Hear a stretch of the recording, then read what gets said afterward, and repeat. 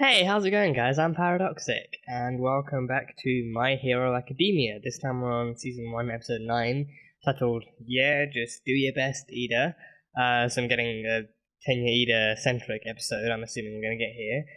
Last time we had Bakugo start line. Episode 8 was Bakugo start line, and we had Bakugo just struggling in any way at all to actually move past his loss in the fight against Izuku, and just constantly going back and forth, kind of reevaluating his own history with him and just seeing, what was actually going on. And we had a nice mixture of that versus along with meeting all the other students at the UA in their class and meeting all the other kids with their quirks and everything. So it was a nice episode there. But yeah, by the end of it, he was leaving UA. He left UA. He just walked out. And neither Izuku nor All Might himself could actually stop him, and he vowed to become better, and even better than All Might. He vowed to become the best superhero the world had ever known. So, yeah, he's on his own path. He's on his own path. Whether that's a war path or a path where he's going to come out the other end actually brighter and better in an actual positive kind of way is up for grabs, because so far he's known to be like nothing if not egotistical and narcissistic and all that kind of jazz. So whether or not he comes at the end of this actually having a brighter perspective on things and realizing he's not the only hero in the world, and that he needs to actually understand that it's best to work with the people around you instead of against them. We have to wait and see. So I don't know if that means we're not really going to see him for the rest of this season, or if he's going to come back in season 2 in a much darker way, and season 2 is going to be about fighting him, and Izuku actually has to fight him or not. But I don't know. We will see. But he vowed to become the best. And because of Izuku actually, playing his own kind of style of strategy in the episode before that, he was able to befriend more people from the class who congratulated him and commended his efforts against Bakugo, and actually, they said that they did the same thing as him. They didn't really use their quirks until the very end and stuff like that. So he made some friends, so that was cool. And because of what he pulled, he was sent to the nurse's office again. He's the most frequent nurse's office visitor in the UA right now, and we found out that the nurse actually knows both of All Might's secrets. So a lot of people know his first secret, that he can't maintain the All Might form constantly. He can't maintain all that stuff. A lot of people know that form, but only a select few know about his power kind of inheritance, that Izuku is the newest inheritor of. Like, only a friend, the nurse, the principal, and Izuku himself being the new successor, only they know that the people can actually inherit his power. So that secret is a lot more closely guarded. But yeah, I mean, with him not being able to contain his form for very long, I've been wondering, if so many people know about that, how that's not yet become a bigger point of discussion. Like, oh, so All Might isn't in his prime anymore. He's not as strong as he used to be. He can only maintain his superhero form for a few hours at a time. Like, especially with Shota, especially how grounded and gritty about superhero work he gets. I'm surprised he hasn't raised more of a concern about that, being like, this is a clear sign that All Might isn't fit for superhero work anymore. Like, how can we continue to let him operate in the city if, he can only be around as All Might for a few hours at a time? Like, what if he suddenly transforms back into his frail, pasty figure in the middle of a boss fight, and then, gets taken out? Like, what if that happens? Like, we need our heroes to be fit and, fit for service and everything. So I don't know if that's something we're going to be combating later on. I think maybe, I don't even know if Shota knows that. I think it could be because Shota doesn't know it, because again, given how Shota's been so far, I'd be surprised if he knew it and didn't really address it in any way, even confront All Might about himself, like saying to All Might, if this really is your situation now, maybe you should reconsider doing hero work as often as you do. I mean, he doesn't do it as much, and I think maybe being a teacher at the UA is his backup plan. Like, if he can't be a hero as much, then he may well consider actually passing on his knowledge of superheroism to other kids and other kids with quirks and stuff. So that could be his backup. But then Shota might still question that, like, we need someone who's actually fit to work to be able to handle all this stuff. And yeah, but I don't know. We'll see. It was just one of the questions I had, and it was in relation to a comment on the last reaction too. So I guess we'll see. We'll see. But yeah, going forward, I think we're going to have, now that Bakugo is temporarily out of the picture, I think we're going to definitely have more development for Izuku and more of him actually being his own, like being Deku as well, being his own hero. But with this episode, based on that title, I'm guessing we're going to get an Iida-centric episode, a Tenya Iida-centric episode. So we'll see. We'll see how it goes. But yeah, that is all I have from the last one, episode 9. Yeah, just do your best, Iida. Let's go. His leadership and wisdom remind me on a daily basis that I attend the world's most prestigious educational institution. Yeah, I think Tenya is probably the best one to be interviewed in this case. Yeah. That one would expect. Hold on! Oh, that is some top-notch security. Defenses? This gate is the UA barrier. Defenses? It practically killed me! Yeah, well, it's designed to stop anyone who doesn't have a student ID or special pass from entering the that is campus. some top-notch security. Yes, yeah. Everyone wanted to get their hands on All Might. Yeah, everyone. Who's this? You all need to pick a class representative. Class rep? Iida. Iida. No, wait, Iida is the best class rep. Iida is the best option for class rep. In a normal classroom, a representative's duties would just be a bunch of extra work. You see, even without the title, I would know that Iida is the best possible option. It's the best way, right, sir? Do what you want, just decide before my nap's over. Thank you for your trust. Yeah, it's nap time for Aizawa. Election results. Who got the most votes? Izuku Midoriya 3, Momo 2. I get 3 votes! Who voted for him? What, did you honestly think anyone was gonna vote for you? What did you just say? That's a fair point. My vote to myself. Alright, the class rep is Midoriya. Midoriya is the class rep? Really? It's not a mistake? How'd this happen? This might not Wait, be- Midoriya and Momo? Yeah, Yaoyorozu was totally on top of it when it came to our training results. Yeah, even Momo would be a better option. Well, not even, but Momo would be a better option than Midoriya. That's because those are the reasons I voted for you, at least. You were one of the 3? Oh, he voted for Izuku. I mean, you do look the part, because of the glasses. That's not exactly how we should be choosing our rep. Yeah, if they look smart, Wanting a then... job and being suited to it are quite different things. Admit it, Iida.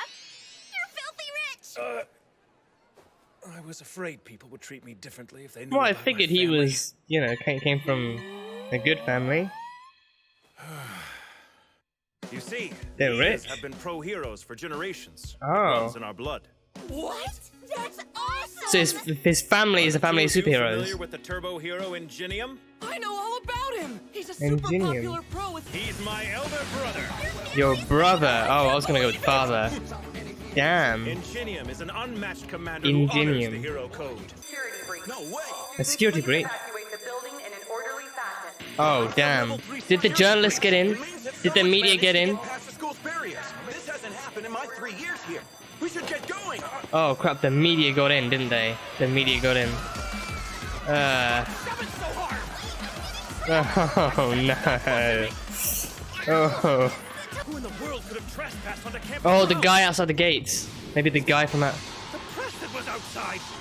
All you have to do is give us All Might. He's here somewhere! Yeah, it's the press, but there was the other guy too. One good comment on record. Why don't we just beat him up? Don't you even think about it. They're still Unless the you want your public. name dragged through the mud. Yeah. Let's wait for the cops. Everyone, stop freaking out! Yeah, that helps. Touch my hand! Oh, 0G. Float above everyone Yeah, else. 0G. Yeah, she can nullify her own gravity. Yeah. Come on, come on, come on, come on, come on, come on, come on, come on. Come on. There we go. Okay, now she can float. Oh, now he can float, yeah. Yeah. There we go. Oh. This is it. There we Listen go. up. Everything is okay. See, he should be class rep. He It's should just be the class media rep. outside. There's There was the other guy that I keep bringing him up, but there was another guy in the distance. He has to tie into this somehow. Okay, so... And I think that Tenya Iida should be our class rep. Yeah, okay, yeah. This is a waste of time. No, he's Care who awake. The rep is, just hurry up. Did he take power naps or just regular naps? Emergency exit Iida. Don't let us down, man. The emergency exit Iida. Okay, that's great. Someone else must have been behind this. Yes, the Some villain guy. actually managed to infiltrate our school. The guy. Was this purely a show of power? Oh. Oh, the heroes versus the villain. Okay. This is new. This is, yeah. All Might. All Might. Oh, there we go. Nice. I'm here to keep you safe, even on my morning commute. Oh, his theme. I love that theme. If word got out that One for All could be passed on, villains across the globe would come for you, trying to. Maybe that's why the guy's there, because he knows somehow about One for All. True, but also for the safety of the world. Yeah. Understand? Maybe he's a selfish hero or a villain or something. He knows about One for All now, somehow. It'll bring me one step closer to being the kind of hero he is. I'll do my best. Oh, a different suit now. Oh yeah, this one is much better. Why are you wearing your PE clothes? Where's your costume at? You saw it after the combat training. It was kinda trashed. I'm still waiting on the support company to fix it up. Yeah, this one looks better though. This one looks more practical. He actually has like body armor braces and whatnot. Yeah. Two neat lines so we can load the bus efficiently.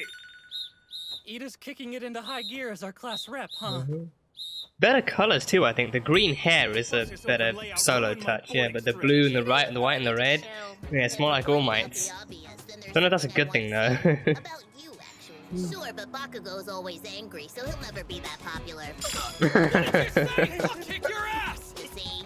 You know, we basically Way to just prove a met. point, So it's Bakugo. Way kinda to prove a telling that point. We all know your personality is flaming crap mixed with garbage. You're gonna regret the day you applied to this school, you loser! Oh, damn, this is a big place. Yeah. A shipwreck? A landslide? I call it the unforeseen simulation joint. The unforeseen simulation joint. Just like Universal Studios Japan. Hey, shouldn't All Might be here already? Let me guess, he booked an interview instead. Well, we should be okay with just the two of us. The clock's ticking. We should get started. What if that guy comes back and they have to deal with a real villain situation though? Well, maybe two things. I'm sure you're aware that I have a powerful quirk. It's called Black Hole. Black you can Hole. use it to suck up anything and turn it into dust. Oh. You won't be using your powers to attack enemies or each other, only to help. After all, that's what being a hero is all about. Yeah. Ensuring It's a the very safety effective of training others. program. Very 13 effective. is so cool. Oh. What's that? Is that a black hole? That can't be her black hole. Oh no. Oh no. Whoa. It's hands up. Oh, it's villains. It's villains. Stay back. No, this isn't part of the drill. This is not part of the drill. Those are villains. Oh shit. We thought we were going to be practicing saving Hands other on the people's lives face? that day, but when they appeared, we realized we were the ones in danger. Oh, I have no idea how to describe these people. Oh, Jesus. And it's ending there. It's ending there. Huh. Okay. Okay. Okay, so that was a less heavy episode. I think some of these episodes don't necessarily... I mean, you know, anime and normal live-action TV shows are very, very different, I feel. Like, you know, from my viewing experience so far, I'd say the formulas feel very different. And anime stuff, anime can be very, very extensive, especially in terms of story. So I think for this right now, telling the difference between actual story stuff and filler stuff is kind of hard. But you know, from actually having watched, you know, regular, you know, other TV shows for so long, it's still easy to spot out. So this one definitely felt somewhat more like a filler, and a filler used to develop Iida's character, and very well, might I add too. So this one they were choosing the class rep because they are still in school. It's super in school, but they are still in school, so they were choosing the class rep for their class. And yeah, Midoriya, I don't know. Midoriya doesn't really seem like class rep material. I think as of right now, he's still very fidgety. He's still very, very anxious about everything. He's still very, very jumpy. So he's not really the best person, I think, to do that. And I think especially that opening, the opening scene, them being interviewed by the press gave a very, very clear idea of actually who's good in representative situations and who's not. Bakugo, he just wanted to be left alone, told them all to piss off. Ochako was Ochako. Midoriya just, was frozen in place, shaking and everything. He just didn't know what to say. But Iida, he was calm, he was collected, level-headed. I think coming from his family, he comes from a family of heroes. He comes from a family of like a superhero agency family, and his elder brother is actually Ingenium. He's like him. He's like him. I think he has those rocket boosters on his suit too, and he's actually like a professional hero. So yes, I'm surprised we haven't really heard of him as of yet. Like the heroes we've seen are the ones that usually work with All Might or are recognized by All Might. So I don't know if he's pro somewhere else, or like in a different city, or what happened. Because this is Japan. Japan is a big place. There's a lot of different places. So I'm not even sure what part of Japan this takes place in, like fictional or real. But yeah, no, so he is a pro hero, and he's also one that Iida Tetenya strives to be like. He strives to be like his older brother, the same way that the same way that Izuku idolized All Might for years on end until he actually managed to receive his powers too. So yeah, so seeing Iida in this episode, it was like it's nothing new either. We've seen him in the episodes leading up to this too. We've seen that he's focused. He knows what he wants. He knows how to get it. He knows how to fight for like the best kind of results, and he knows how to fight to be a hero. And he even like the way he analyzed Izuku in the arena too, like this kid must have known something we didn't. He must have known what the judges were looking for, and actually analyzing why he did what he did. So he's easily the most kind of collected and calm, and best he's easily like representative material.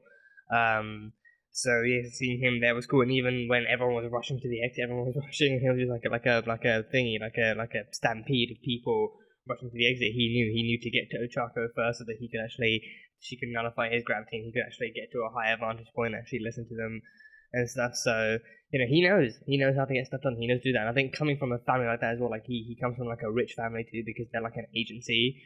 So he kind of he's resourceful. He knows he knows what the kind of culture is like. He knows what the tradition is like. So he grew up with a quirk, but he also grew up in a family with quirks, and he grew up in that kind of environment, knowing what to do and how to do it. So again, he's just like just different ways in which he's actually representative material.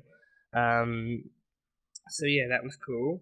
Bakugo's still in school. I was kind of. I wasn't too surprised by that, because I was more surprised by the end of the last episode, when I was more surprised that he just left school as a whole. I thought he was leaving, permanently, but he actually did come back. I think it's not really that easy. Like, you sign up, you actually go through the trials and everything. You can't just walk out the next day and just vow never to come back, because that will cause a lot more trouble than it's worth. So I think he left with a bad mood, and then he came back in with a bad mood. So he's kind of maintaining that kind of cold and distant approach, and he's very, very trigger happy with his anger. And anyone says something even slightly demeaning to him, he doesn't just get insulted, he just threatens to burn your face off with his explosive sweat. So yeah, it's just he's a person of his own making, and just getting pissed off that even one person would vote for Izuku pissed him off, let alone 3 people voting for him. And even it was actually Iida. Iida actually was one of the people who voted for Midori. He actually voted and said, you may not be, calm and level-headed, like you have your own kind of issues to deal with, but at the same time, like Izuku knew that, there must be more. Like, with Izuku, he didn't even know that there were points for that. He just did it out of instinct. Like, it's just what he does. He cares about the people, he protects them and stuff like that. So he didn't even know that, rescuing was an actual parameter they considered. He just did it because, out of the kindness of his heart. So, with Iida, I think it's a mixture we see from him in that sense too, that, he believes in being a good hero and actually striving for good, human qualities, but he also believes in the structure and the system, and actually obeying that, and actually fighting with the system and through it and stuff. So, I don't know if that's like an issue we're gonna face, like if he's gonna fight too much for the system, if there's gonna be, like I say, if there's gonna be a story in this show where the system actually turns out to be a bit corrupt, and villains actually benefit sometimes, and if we're gonna have to see that kind of like a character like Iida going up against a story like that, seeing how he progresses through that, I don't know if that's gonna be a story that we experience, or like we'll watch him go through, but. Yeah, I think those kind of characters. I think it's a good example of that kind of character being put through that kind of developmental arc, like showing how they can trust the system too much, or fight for like a inevitably corrupt system. But then it being shown how they come out the other end actually realizing, okay, so we've been fighting for the wrong people or fighting for the wrong reasons, or we need to start something new. We need to start something with just us, with the right ideals in place. Something Winter Soldier-esque, maybe, like Marvel Winter Soldier-esque, but I don't know, this is a completely different story, completely different universe, completely different kind of lore and everything, so maybe not, but I think Iida, this episode definitely did reference past stuff and actually introduced some new stuff that showed he is the right kind of guy for the job. Him and Momo are definitely the right people for the job, and especially because she voted him in as MVP, so they both know what they're talking about, they both know what this kind of system is like, what the field is like. So they are easily the best kind of candidates, in my opinion.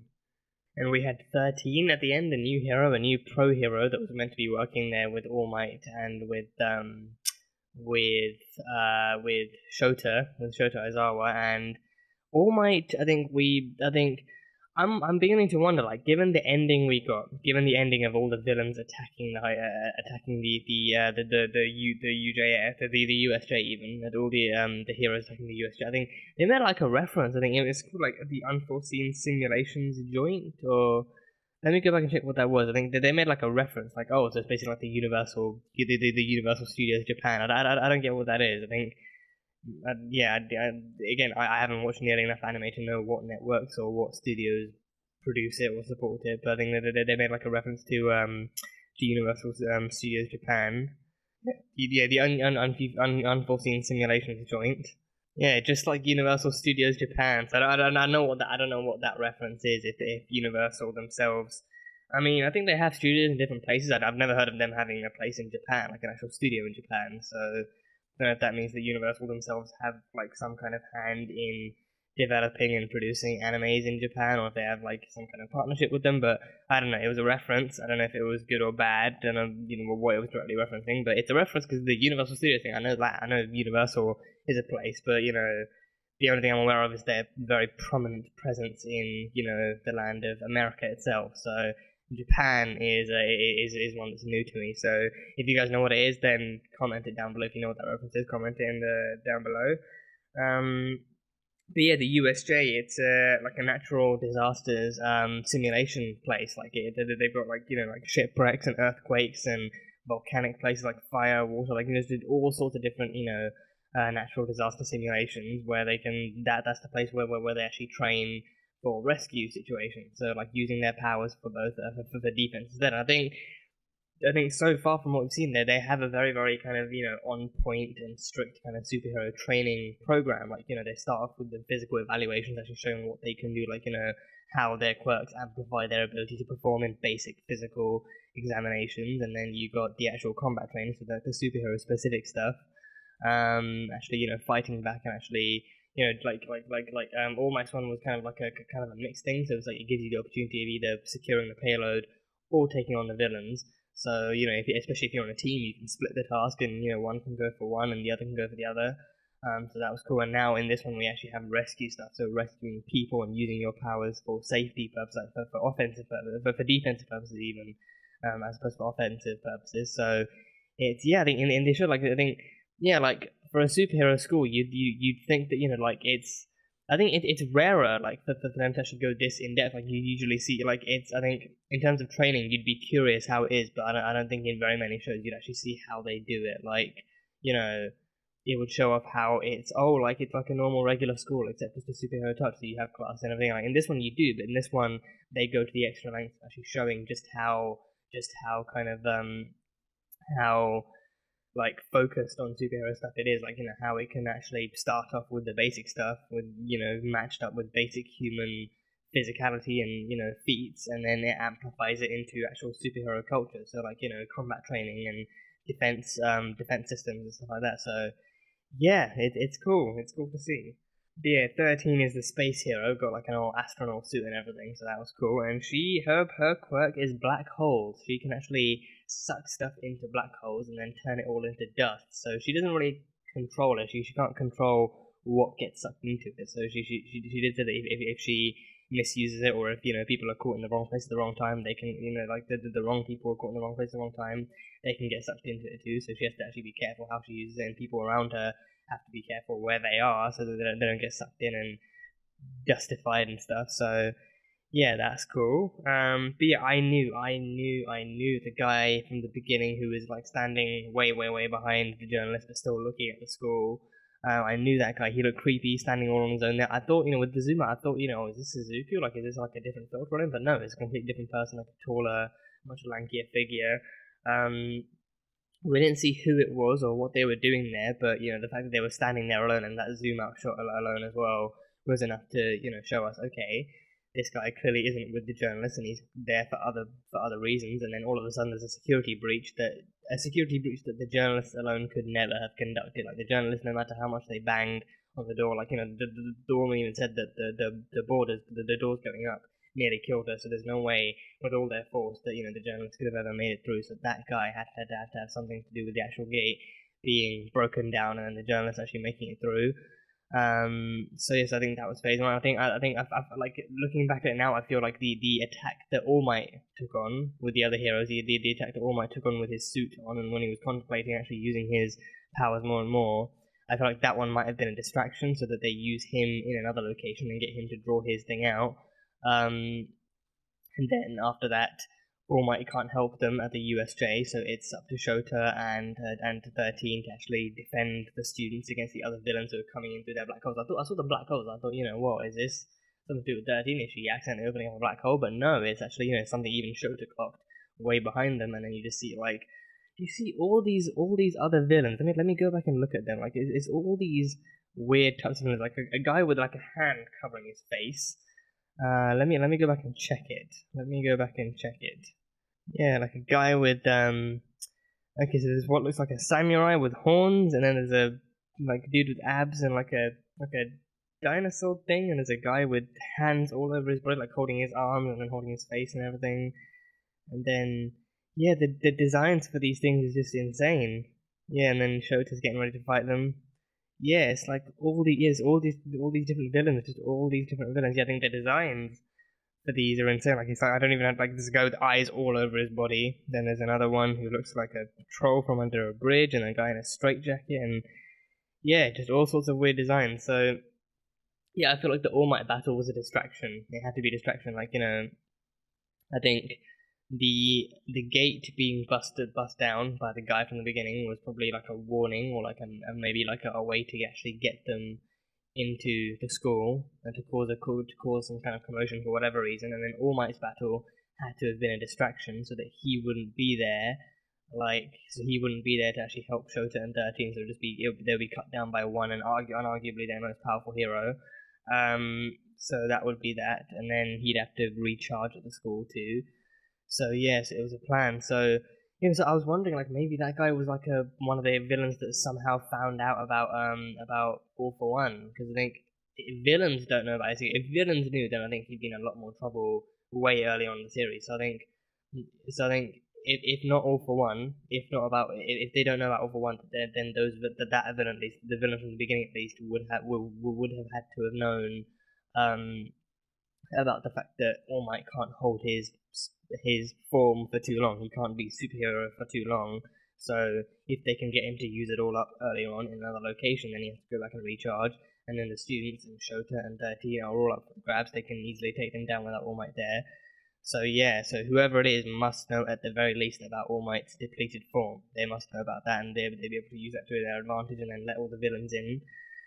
So yeah, so it's not really a good sign. Not a good sign. So next episode we'll likely be seeing Shota taking on the villains, and 13 has to protect the students. But I think I think it's way too early for them to actually let the students it's way too early for the teachers themselves to allow the students to fight villains. But whether or not the students the students actually end up taking this into their own hands is up for discussion. I think Iida, especially, despite how level-headed and collected he is, I think this will be a situation even he finds kind of nerve-wracking and anxious and like anxiety-inducing and stuff. So I think even he will have trouble kind of dishing out orders. I think besides from safety, I think he'll register that Shota told them to actually stay back and stay safe. So I think he'll try and tell the students for safety. But if he sees Shota having trouble, then he might actually make his own decision and actually, you know, tell the students, okay, we need to team up, we need to take on them, this is, you know, the fight of our lives and everything. So yeah, we'll see how it goes. But this was a fun episode. This was a very fun episode to look into more of Iida's history and more of, you know, Iida's personality as a person. So